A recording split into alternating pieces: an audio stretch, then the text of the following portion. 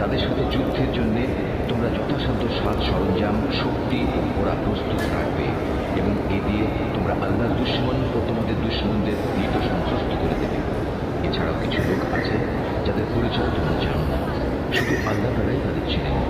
আল্লাহ তোমরা যা কিছু তার পুরোপুরি তোমাদের পরকালে আদায় করে এবং তোমাদের উপর বিন্দু মাত্র জুলুম করা হবে না।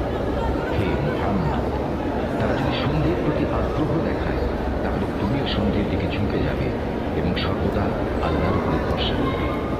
অবশ্যই আল্লাহ তাআলা সব কিছু শোনেন, সব কিছু দেখেন।